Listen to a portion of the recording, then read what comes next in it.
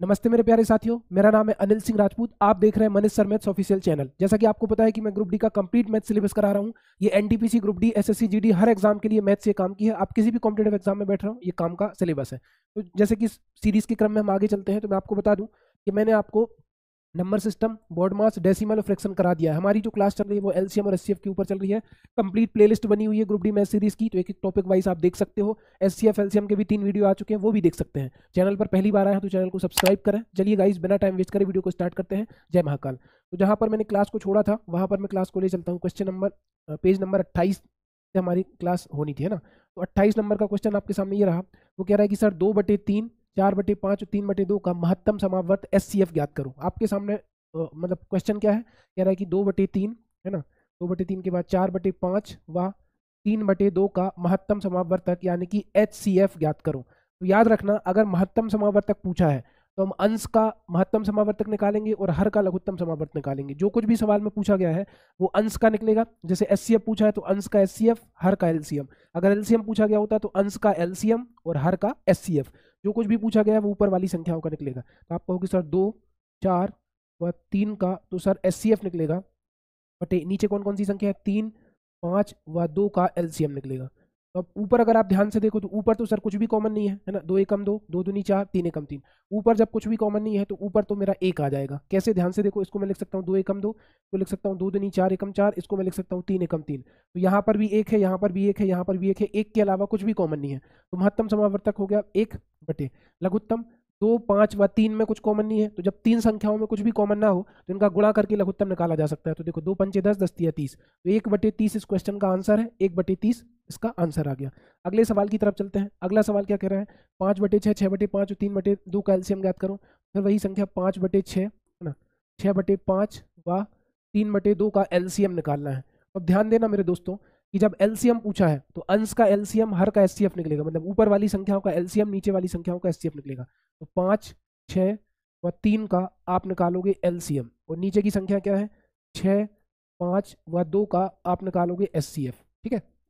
तो नीचे देखो, नीचे तो सर कुछ कॉमन नहीं आ रहा। 6 के गुणनखंड होगा 2 3 6, 5 के गुणनखंड होगा 5 एकम 5, 2 के गुणनखंड होगा 2 एकम 2। तीनों में कुछ भी कॉमन नहीं है, मतलब एक उभयनिष्ठ है। तो सर नीचे तो एक आएगा, नीचे एक आएगा, है ना। अब ऊपर देखो 5, 6 व 3 का लघुत्तम निकालना है। तो 5 के गुणनखंड क्या होगा, 5 के गुणनखंड होगा सर 5 एकम 5। 6 के गुणनखंड क्या होगा, 6 के गुणनखंड होगा 2 3 6, और 3 के गुणनखंड होगा 3 एकम 3। तो याद रखना 5, 6 और 3 में बड़ी संख्या क्या है सर, बड़ी संख्या 6 है। तो 6 की तो मैं सारे गुणनखंड ले लूंगा, है ना। अब इसके पास 5 नहीं है तो इसमें 5 का गुणा हो जाएगा। तो 5 तिया 15 दूनी 30, तो 30/1। 30/1 मतलब इस क्वेश्चन का आंसर कितना आएगा, 30। अगले सवाल की तरफ चलते हैं। अगला सवाल आपके सामने ये रहा कि 2/3, 4/9, 7/12 व 3/5 का एलसीएम ज्ञात करो। तो एलसीएम पूछा है तो अंश का एलसीएम निकलेगा। 2, 4, 7 व 3 का हम निकालेंगे एलसीएम, है ना, अपॉन नीचे की संख्या क्या है, 3, 9, 12 व 5 का हम निकालेंगे एचसीएफ। तो आपको समझ में आ रहा है सर, नीचे तो कुछ भी कॉमन नहीं आ रहा। आप देख लो सर, 3 के फैक्टर हो गए 3 एकम 3, 9 के हो गए 3 × 3, 12 के हो गए 2 दूनी 4 तिया 12, और 5 के हो गए 5 गुणित 1। इनमें कुछ भी कॉमन नहीं है, केवल एक कॉमन है। तो सर नीचे तो मेरा एक आ जाएगा। अब एलसीएम निकालो, 2, 4, 7 व 3, है ना। तो 7 तिया 21, 21 चौको 84, 21 चौको 84, 84/1। 84/1 मतलब क्या आंसर आ जाएगा, 84, है ना। अगले सवाल की तरफ चलते हैं। अगला सवाल हमारा ये है कि वह बड़ी से बड़ी संभव लंबाई ज्ञात कीजिए जिसका उपयोग 3 सही 1/2 मीटर और 8 सही 3/4 मीटर की लंबाइयों को सटीक रूप से मापने के लिए किया जा सकता है। बड़ी से बड़ी, अधिकतम, महत्तम या एचसीएफ, एक ही बात है। तो पहला हमारा क्या है, 3 सही 1/2 मीटर, और दूसरा क्या है, 8 सही 3/4 मीटर। तो सबसे पहले इसको सही भिन्न बनाओ। तो 3 दूनी 6 और 1 7, तो आप ये आ गया आपका 7/2 मीटर, 8 चौको 32 और 3 35/4 मीटर। 7/2 मीटर और 35/4 मीटर, इसका मुझे क्या निकालना है, एचसीएफ। तो आप कहोगे 7 व 35 का मुझे एचसीएफ निकालना है ना, और 2 व 4 का मुझे एलसीएम निकालना है। ठीक है, 7 व 35 का मुझे एचसीएफ निकालना है, 2 व 4 का एलसीएम निकालना है। तो 2 और 4 का एलसीएम तो आप कहोगे सर 4 आ गया, है ना। वो 7 और 35 में 7 एकम 7, 7 पंना 35, 7 कॉमन आ गया। तो 7/4 बी ऑप्शन इस क्वेश्चन का आंसर है।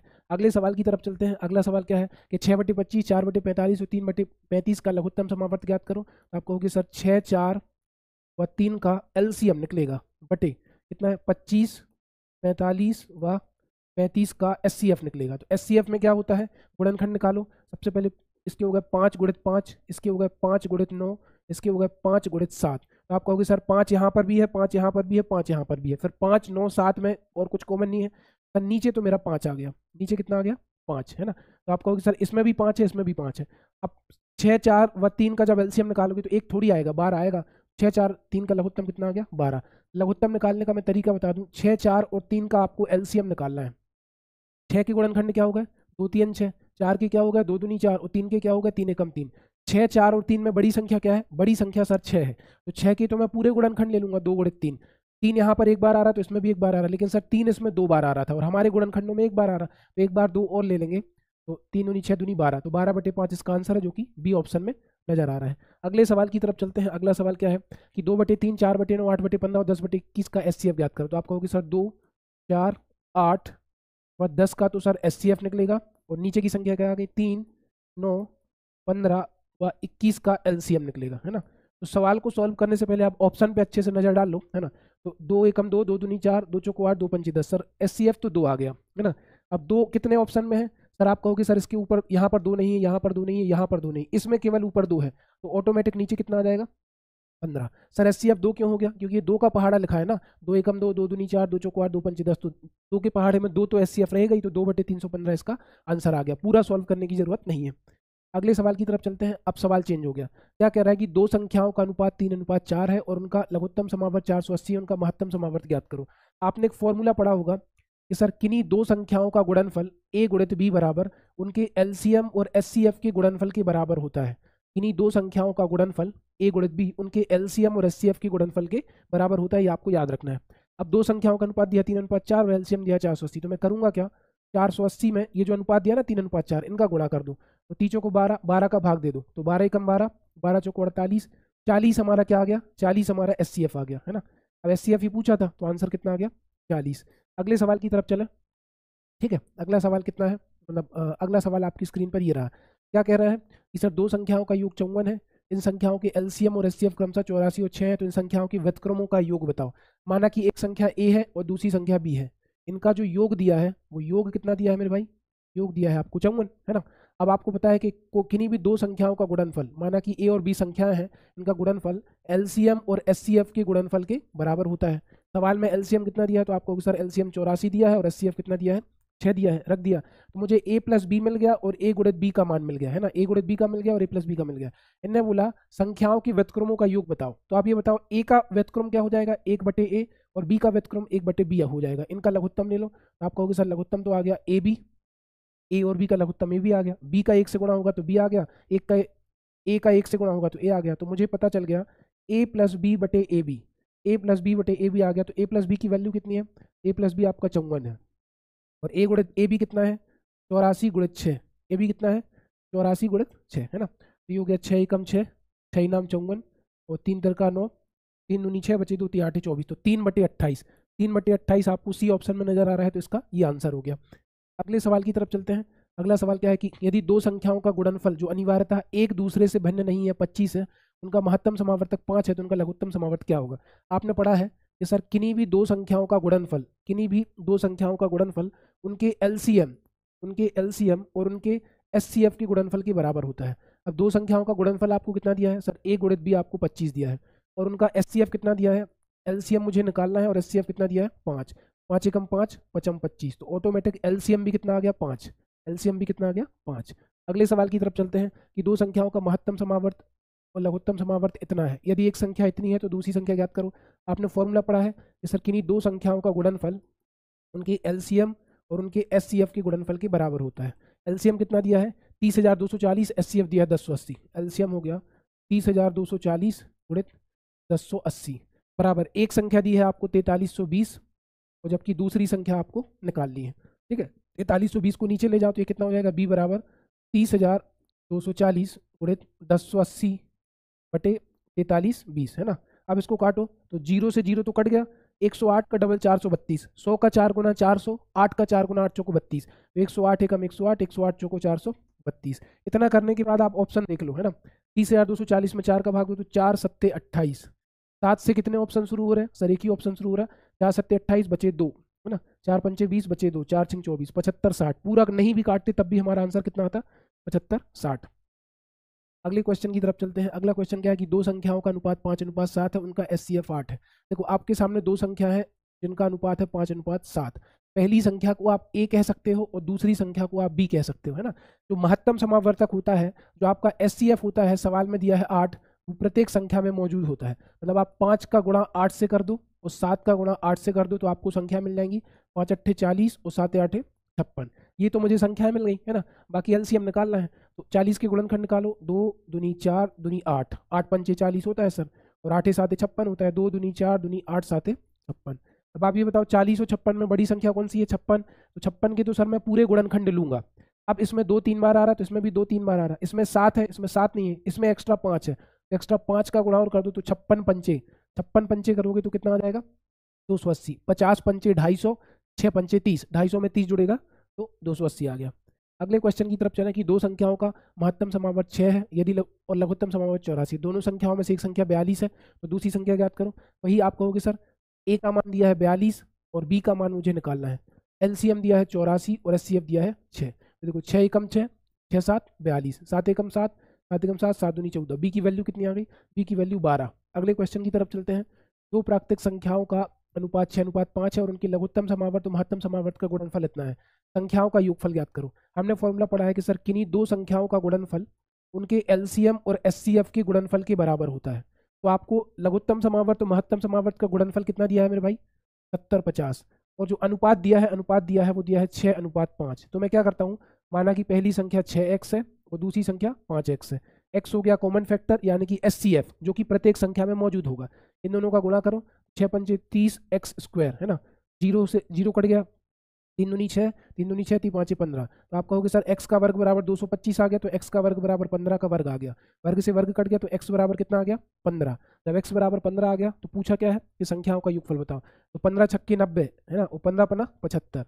90 में 75 जोड़ो, 5 में 0 जोड़ा 5 और 9 में 7 जोड़ा 16। 165 इस क्वेश्चन का आंसर है जो कि बी ऑप्शन में नजर आ रहा होगा। अगले सवाल की तरफ चलते हैं कि सर दो संख्याओं का लघुत्तम समावर्त उनकी महत्तम समावर्त का 20 गुना है और लघुत्तम समावर्त और महत्तम समावर्त का योगफल 504 है। संख्याओं का अंतर 24 है तो संख्याओं का योगफल ज्ञात करो। ध्यान देना, माना कि एक संख्या a है और दूसरी संख्या b है। इनका जो अंतर सवाल में दे रखा है, अंतर दे रखा है 24। ध्यान से सुनना, है ना। और उनका जो लघुत्तम समावर्त है वो महत्तम समावर्त का 20 गुना है।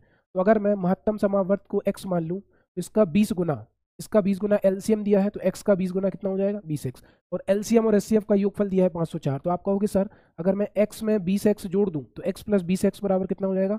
504। और 20x में x जोड़ेगा तो ये हो जाएगा 21x, 21x बराबर 504। काट दो, 21 दूनी 42, बचे कितने? 8, 21 चौको 84। x की वैल्यू आपकी 24 आ गई। जब x का मान 24 आ गया तो एलसीएम कितना हो जाएगा? 20 गुणित 24, 24 दूनी 48। एलसीएम हमारा आ गया 480, है ना, और एचसीएफ आ गया हमारा 24। अब इसको ध्यान में रखते हुए मुझे ऐसी दो संख्याएं बनानी है जिनका अंतर 480 होना चाहिए। तो आपने ये फॉर्मूला पढ़ रखा है कि किन्हीं दो संख्याओं का गुणनफल बराबर एलसीएम गुणित एचसीएफ, है ना। तो आप कहोगे सर एलसीएम मुझे 480 मिल गया और एचसीएफ मेरा 24 मिल गया। अब आप ये भी जानते हो कि एचसीएफ ऐसी संख्या होती है जो इसके पास भी रहेगी 24 गुणित 20 और इसके पास भी रहेगी, है ना।